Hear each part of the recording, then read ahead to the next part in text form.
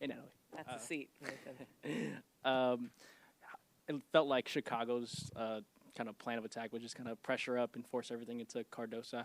What did you just kind of see from their defensive front? And how did that affect the shots that you guys got tonight? Yeah, the physicality for this guy, their defense was great. I don't know if they were funneling it technically to Cardosa, but I just felt just the on-ball pressure. They were definitely trying to take away the paint for us to punch the paint and then obviously spray out threes. So just a great job, I felt like, with their guards. It was definitely a lot of handsy, which I'm going to make sure I think that was that was the same on both ends, but I just think we just can't allow our offense, to give us that burst. Like, we are a defensive team. So I put this one on me. Like, I got to make sure that they understand who we are, and I got to maintain and punch more into, like, our discipline of the layers of our defense that has to be there. We can't just rely on getting Ballhalla all excited in terms of our shooting. Speaking of knowing who you are, yep. Gabby was saying only 10 assists tonight. That's not the kind of team that you guys are or want to be. I guess what happened on that front?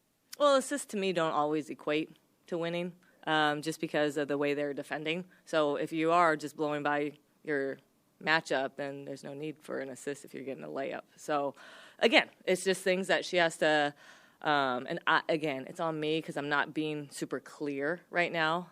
So this week of 7 days before we prepare, like, we're really gonna benefit from that because we've only had a couple practices with our full squad, and so I'm really looking forward to this week of how we can continue to implement what we need to layer in. Yeah. Do you like the shots you guys generated tonight? I mean, yeah, we had layups. It's on me. It's the way like I said, it's on me. We just smoke layups. I actually understand how to fix it, and so it was just on me in terms of, like, the preparation that led up to this game. But layups, I'm taking all day long. Yeah. Gabby said earlier that your defense tonight felt reactive. You Yep. guys only had 3 steals, right? You're a team that wants to pressure the ball, use your length. What did Chicago do, or what did you guys not do on that side of the ball that didn't allow you guys to get into the way you want to play defense? Yeah, I mean, they have players that really like to attack, very similar a little bit to us, where Kiah's getting downhill, Skylar's getting downhill. So, again, we got to do a better job on those two. But I honestly felt like even just watching us, our legs were a little heavy. And so, again, like, that's on me how I prepare them. I'm still learning how much they need in practice. I'm still learning how much they need in shoot-around. I've definitely taken notes on how I prepared them, and I won't make this same mistake again. And I think with, again, getting this whole week, I can definitely play a little bit around with how I prepare. Yeah. How Kiah looked early tonight, is that in the mold of what you're expecting, out of her this year? That's who she is. I just don't think you guys ever seen her play, but that's who Kiah's been since the times I was, with her in Vegas. Like, she is a force. Her defense is top notch, but then offensively, we knew if we, attacked Cardosa in a drop situation that she was going to be open, and she definitely took it to her. So it was just really good to see that type of movement that we're able to get, and then Kiah finishing on the other end. So I thought she did a fantastic job both ends, and I thought she actually brought another layer of defense that we can mix in a couple of different coverages for sure. Speaking of Kiah, was there any explanation to what happened at the end? Like, did she have a 6th It foul? says 5 here. Okay. That's unfortunate, right? Yeah. Yeah, it says 5 on mine. Yeah, Gotcha. that's, again, we got other things that we should have controlled, and so, nothing is ever perfect, and so what we can control is on me. And, you guys don't have a game for the next 8 days. How do you just kind of plan to attack this week in terms of preparation for next week? Yeah, just, again, seeing some of the things that we struggled with tonight, making sure we practice those. But number one, they get a blackout day. I think this is our first blackout day since we started.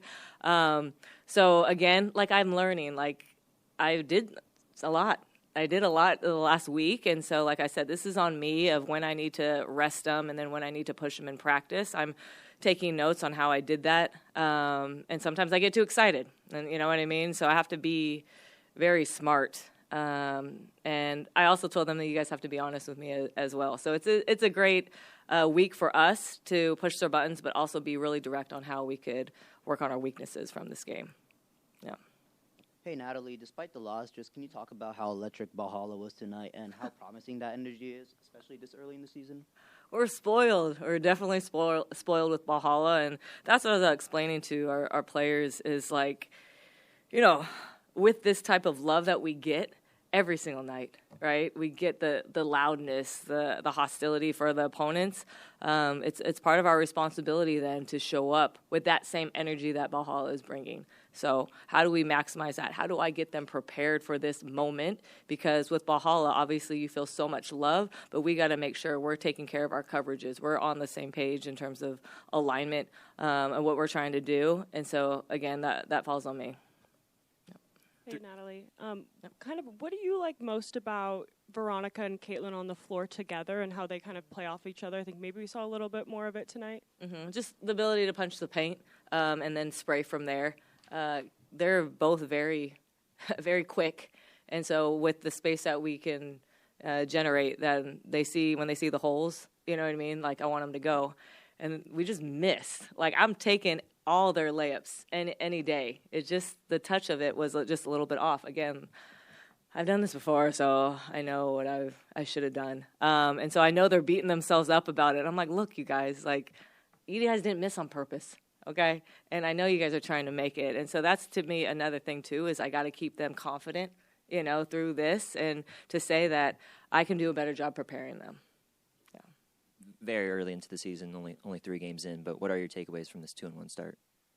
Yeah, just, again, the learning part of me learning what they need on off days, what they need in terms of shoot-around.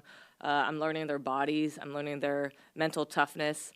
All of those, the X's and O's are the X's and O's, but it's me as a coach of how I could bring the best out of them on game night, and I think I failed in that category tonight.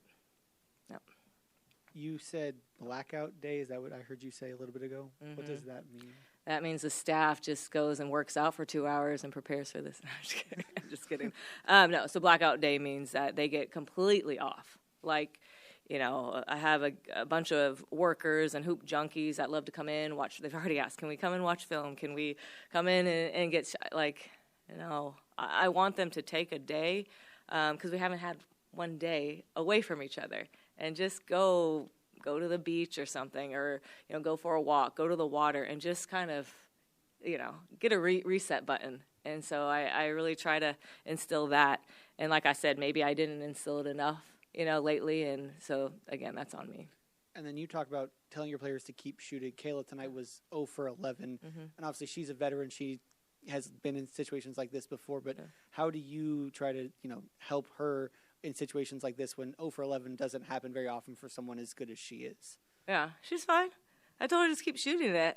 Like, the only way you're going to make a shot is if you keep shooting it, you know? So, again, we know we could shoot, but like I said, I don't want to rely I want to rely on our defense. And so it's just continuing to give them the confidence of doing that. But at the end of the day, like, I felt like we still could have did our coverages a little bit tighter. You know, we could have been a little bit more aligned. There is times where we weren't on the same string in terms of communication in our coverage, and that, like, those can't slip. Missing shots, missing layups, like, it's just going to happen. Like, I'm saying, have we ever shot 100%? No. That would be nice, though. You know, well. I know. Yeah, how often does that happen? One time. So, yeah. She's an amazing shooter, though. Yeah. Hello.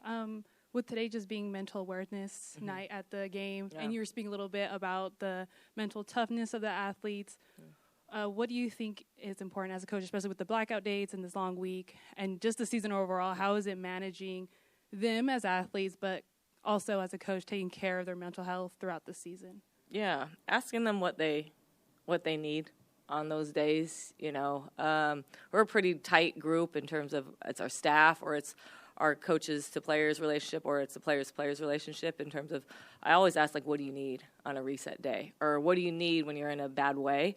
For me, I told them I need a 90-minute massage. So I need complete, like, silence, face down. I don't want my phone. So it's just understanding what it is, because you got to ask them, right? Because everyone's different. Everyone's different on what they need for a reset. and encourage it and give them the space to do it. And, I'm a big believer in mental health. My dad, I think, was, to me, one of the hardest workers that I know. And he knows I'm very similar to him. And I remember a month before he passed, he just told me, like, hey, he goes, I know you're passionate about work and being, coaching. But he said, Natalie, he goes, never let your mental health, if it ever goes, he goes, you got to make sure you take care of it. He goes, do not let your mental health get in the way of your dream. Like, if it's going and you're not getting enough sleep, like, hold on, like, and get some rest. Just because my dad, I think, overworked himself to a point, which is, I admire him. But at the end of the day, like, mental health is key, and everyone's different, so you got to just make sure we key in on that. Yep. Coach, Janelle Salon, a little mini breakout, first 2 games this season, 27 minutes a game, a little over 20 points tonight. Can you say that again? I can't hear you. First 2 games of the year, she had a little mini breakout tonight. She had 16. Who is this? Janelle Oh, Salon. Ja. Yes. Okay. Yeah. I don't Tonight, 17 minutes, a little return to earth. What do you see from her tonight? Her same punch. I mean, I threw her in there at the end for a need 3, and then she got to her spot. So just, again, her poise of, like, I can bring her off the bench anytime. She missed some shots tonight. Like I said, that doesn't bother me. It's the defensive coverage. It's the rebounding. But, yeah, she just had an off night. But I put her in there to make a 3-point play, and she got fouled, and she had the confidence enough to let it go. And that's where I know I have in Ja. I know she loves the big moments. Like, to have that type of player is always key, and the fact that she wasn't getting unfazed. Like, some people would be like, I don't want it. Might not want to take that shot. Not Ja. Ja is confident at all times, and I'm always taking that for sure. Yep.